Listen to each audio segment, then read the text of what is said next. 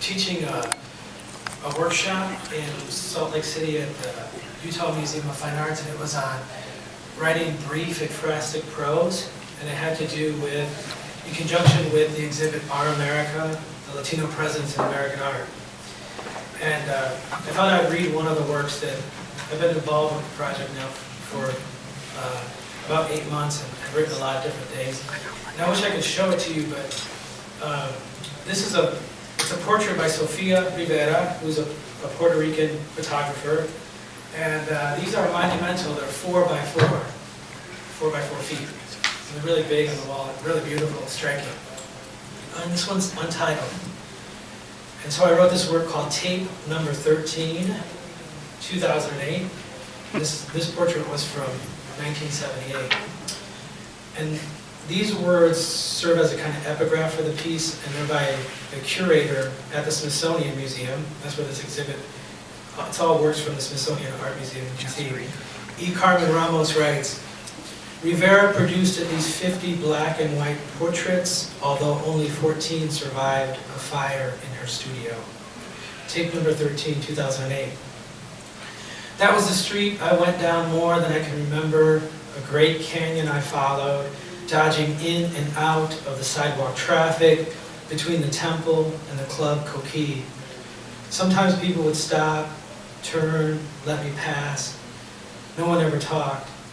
Then this lady, she's sitting on a 5-gallon pail turned upside down on the sidewalk, watching everyone walk by, meets my eye, lifts her chin. I slow down, hands on my thighs. Stop. ¿Eres puertorriqueño? She asked. Claro, I say. Clearly, that's what I'll always be down at the Coquille, where my brothers and cousins, the boys from the barrio, the smooth roll and crack of the balls on the green felt table, the smacking down of dominoes, a cold can of beer in hand lets me know who I am. What else is there? That's the question, what I propose to myself at the temple, rolling my beads between my fingers. I'm still rubbing my beads, waiting. Moon, come out from behind the clouds. Shine, moon, shine. Don't get me wrong.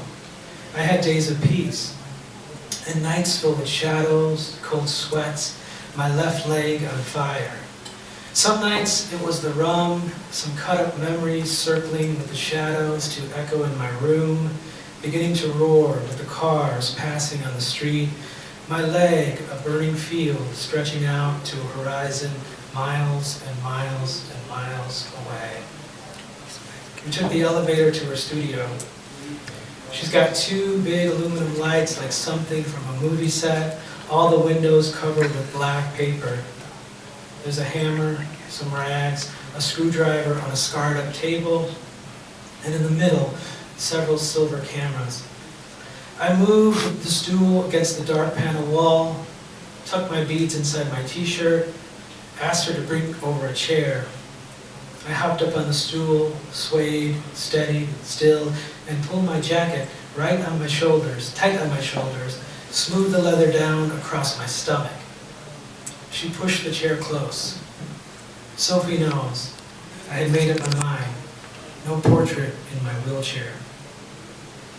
Sometimes I still see the red earth, the thick and gnarled roots of a banyan tree, then everything green, my foot and half of my leg in pieces, still on the edge of a jungle. My stomach's a little chubby from 6 years of sitting, so I pull the chair closer, clasp my hands together and rest them in my lap. She stands behind a tripod, looks at me with her camera. I stare dead on ahead, the lens like a lamp in the doorway of a hut on the far side of a cane field, alone under a mountain's black shade, waiting for me to strike a match, cup the flame, tilt the chimney, and light the frayed wick.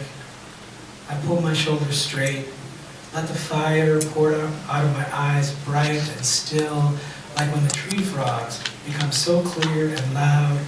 Coquille, coquille, coquille, singing with the voices of stars. Thank you. Yeah, thank you.